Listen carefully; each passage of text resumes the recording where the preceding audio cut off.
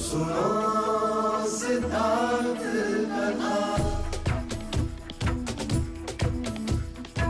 सत्य कथा, पुरुषार्थ कथा, सुनो सुनो सिद्धार्थ कथा। चढ़ते सूरज सा तेजवान वो कीर्तिमान, हुंकार भरे जब कूच करे, थर थर कांपे आसमान। वो राजपुत्र वो शूरवीर, पर्वत को भेद दे उसके तीर, शांति का स्रोत करुणा की धार, निर्झर झरे मन से अपार। वो राजपुत्र वो शूरवीर, पर्वत को भेद दे उसके तीर, है शाक्य वंश का वो तारा, जगमग है जिससे जग सारा। सत्य कथा, पुरुषार्थ कथा, सुनो सुनो सिद्धार्थ कथा। मैं अब केवल आपका पुत्र नहीं, आप मुझे शाक्यों का राजा बनाने जा रहे हैं।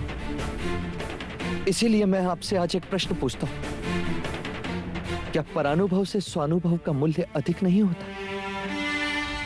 पिता ऐसे होते जो अपनी ही संतान को सीमाओं में बांधे, ऐसे होते जो क्षत्रिय बनाना चाहते हैं पर साहस से दूर रखे। तुम केवल स्वयं के बारे में सोचो सिद्धार्थ। राज्य की सीमाओं में रहकर तुम सम्राट कैसे बनोगे? कहीं ऐसा तो नहीं कि तुमने कंचनी के साथ फिर से जबरदस्ती की और उसके मना करने पर तुमने उसके प्राण ले लिए? प्राण लेने होते तो यही मार के गाड़ देता। उसके लिए मुझे कहीं और जाने की आवश्यकता नहीं है। मैंने सुना था कि तुम सिद्धार्थ की दाई माँ थी, अब सिद्धार्थ की संतान की दाई माँ बनोगी। हमारा भाई है ना, भाई बड़ा कड़रत वापस आ गया था, हम सबसे बातें भी कर रहा था और आज सुबह से कुछ ही नहीं बोल रहा है। उसे सब नदी किनारे ले गए।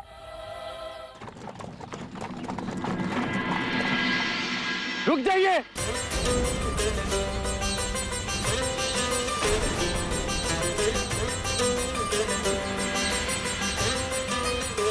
आप युवराज को रोकिए। युवराज, युवराज, युवराज, हमें जाना चाहिए। इनके परिवार की बात, हमें मंदिर भी जाना है ना।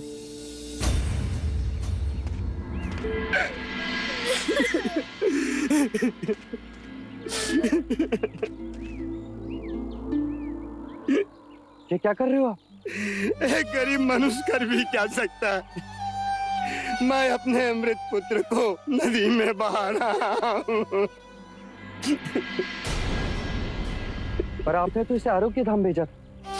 भाग आया वहां से, हमसे दूर नहीं रह पाया। क्या पता आखिरी बार मिलने आया था। और मेरी विवशता देखिए युवराज, मैं अपने पुत्र का अग्निदाह करके उसे मोक्ष भी नहीं दिला सकता। इसे नदी में बहाना पड़ेगा। अग्निदाह क्यों नहीं दे सकते? मेरे पास ब्राह्मणों को देने के लिए धन नहीं है और बिना दक्षिणा ब्राह्मण दाह संस्कार नहीं करेंगे और मंत्रोच्चार नहीं होगा। मेरे पुत्र को सद्गति नहीं मिलेगी और मोक्ष नहीं मिलेगा। मोक्ष? ना तुम जानते हो ना मैं, केवल ब्राह्मण जानते हैं, और वो भी वेदों की दृष्टि से, जिनमें मोक्ष की परिभाषा तो है पर प्रमाण नहीं। पर क्या तुम पूरे विश्वास के साथ कह सकते हो कि ब्राह्मणों के मंत्रोच्चार से तुम्हारे पुत्र को मोक्ष प्राप्त होगा, उसको सद्गति मिलेगी? क्षमा करे युवराज, हम लोग परंपराओं पर चलते हैं। परंपरा ही हमारी श्रद्धा है और श्रद्धा के प्रश्न पर प्रमाण नहीं देखते। क्योंकि ऐसा करना वो भी एक परंपरा है। ये तो वही हाल हुआ कि एक मनुष्य की आंखों पर वेदों की पट्टी बांध उसे श्रद्धा की जंजीरों से जकड़ दिया जाए और खाई में लटका दिया जाए।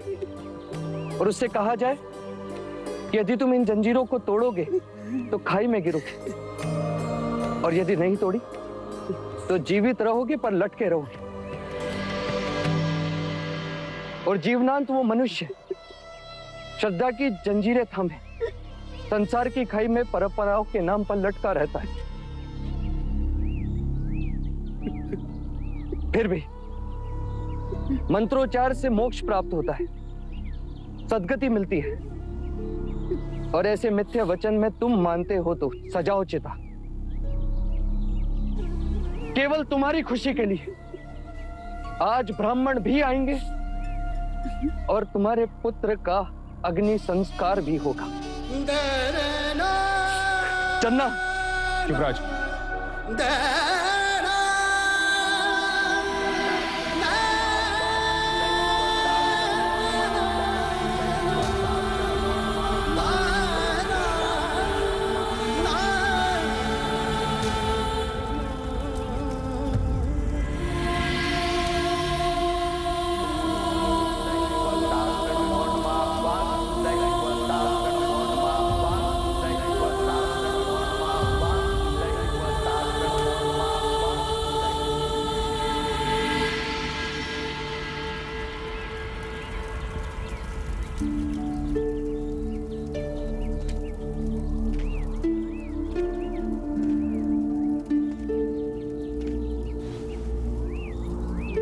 चिता राख हो गई।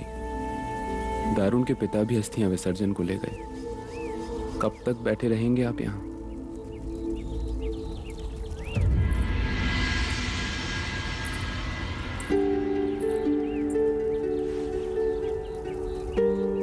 क्यों होती है जीवन के प्रति इतनी घृणा? क्यों उठते हैं प्रश्न? यदि जन्म से मृत्यु की ओर ही दौड़ना है तो जन्म ही क्यों लेते हैं? पंच महाभूत का ये शरीर क्यों राख हो जाता है? क्यों वैराग से मन भर जाता है? क्यों सारा संसार मिथ्या लगने लगता है? इसे विषाद योग कहते हैं युवराज। जब भी यम अपने अधिकार का उपयोग करता है, इस योग का जन्म होता है। जब भी मृत्यु होती है, मन विषाद से भर जाता है। परंतु ये योग क्षणिक होता है। कुछ दिन ये सब उसे याद करेंगे और फिर भूल जाएंगे। कुछ दिनों बाद दारुण भी अपने बड़े भाई को भूल जाएगा। यही संसार का चक्र है। कुछ दिनों पहले वो था, अब नहीं। कुछ दिनों तक हम रहेंगे, फिर नहीं। युवराज, मनुष्य को व्यवहारिक बनना चाहिए। मृत्यु से ना सूरज चांद का उगना बंद होता है, ना बादल का बरसना। प्रकृति का नियम है, फूल खिलते हैं, मुरझाते हैं, फिर कोपलें फूटती हैं। बादल बरसने को ही जन्म लेते हैं और बरसने के बाद उनका अस्तित्व नहीं रहता। फिर नया बादल बनता है, फिर बारिश होती है। पर जगत रुकता नहीं, वो चलता है। अब हम भी चलें? हाँ, हम भी चलते, यहां से दूर। कल प्रातःकाल ही मैं आपको दूसरे शाक्य प्रदेश ले जाऊंगा। ऐसी जगह ले जाऊंगा कि नहीं चन्ना, हम कपिलवस्तु वापस चलेंगे।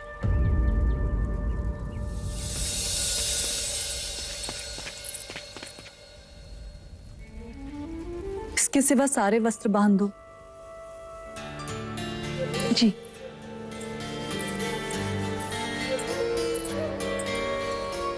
चन्ना ने कहा है कल प्रातःकाल हम यहाँ से प्रस्थान करेंगे।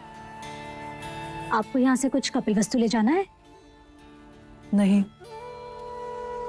मुझे यहाँ की कोई स्मृति नहीं चाहिए जिसे मैं अपने साथ ले जाऊं।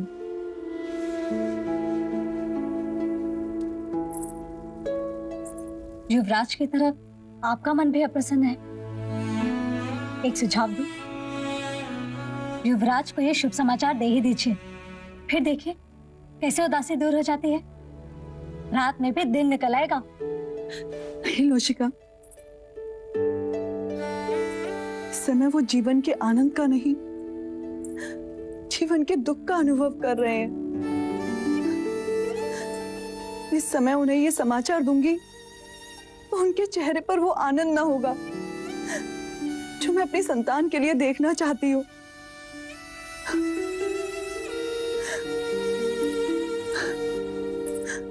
उन्हें ये समाचार मैं तब दूंगी जब वो प्रसन्न होंगे।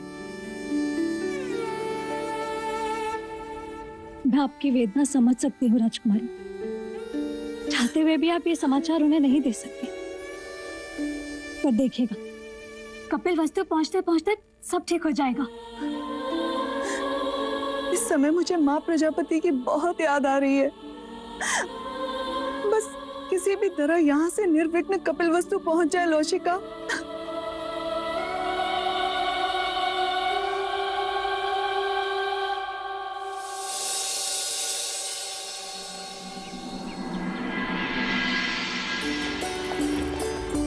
देखो इन शिखरों को, इन वृक्षों को, क्या सोचते होंगे ये? क्या कुछ नहीं देखा होगा गोपाइनों ने? फिर भी ये इतना शांत कैसे रहते होंगे? और हम मनुष्य? रुक जाओ, मत करो इतना अत्याचार। मत करो पर इतना अत्याचार मत करो। ईश्वर हमारी रक्षा करो ईश्वर, परिवार का निर्वाह कैसे करूंगा? ठहरो, क्या अपराध है इसका? तुम्हारा क्या अपराध है? कुछ नहीं। तो फिर क्यों अकारण बीच में आकर अपराधी बन रहे हो? भूख लगी है तो खाना खाओ, कोड़े खाने पर क्यों तुले हो? तुम जानते हो तुम किससे बात कर रहे हो? जो भी हो, हमारे पास राजा तपोधन का आदेश है। ये शाक्य गणराज्य के महाराज शुद्धोधन के पुत्र युवराज सिद्धार्थ हैं। क्षमा युवराज। युवराज, युवराज, कहो क्या है ये सब? क्षमा करें युवराज, राजा तपोधन का आदेश है कि सारे व्यापारियों से कर वसूला जाए। युवराज, वो कर तो ये हमसे पहले ही ले जा चुके हैं। ये अतिरिक्त कर है। युद्ध के कारण राजकोष को भारी क्षति पहुंची है। बंद करो ये अतिरिक्त कर लेना। किसानों से लगान लेते हो, व्यापारियों से कर लेते हो, गरीबों से उनकी रोटी छीनते हो। जब प्रजा ही नहीं रहेगी तो राज किस पर करोगे? कह देना राजा तपोधन से कि युवराज ने विनती की है, ना माने तो आदेश भी मिल जाएगा। उठाकर रखो ये बोरिया जहां से उठाई थी। युवराज सिद्धार्थ की, युवराज सिद्धार्थ की, युवराज सिद्धार्थ की, युवराज सिद्धार्थ की, युवराज सिद्धार्थ की, युवराज सिद्धार्थ की, युवराज सिद्धार्थ की, युवराज सिद्धार्थ की, युवराज सिद्धार्थ की, युवराज सिद्धार्थ की, युवराज सिद्धार्थ की, युवराज सिद्धार्थ की, युवराज सिद्धार्थ की। क्या ढूंढ रहे हो युवराज? महादेवी प्रजापति को? ना, माँ को।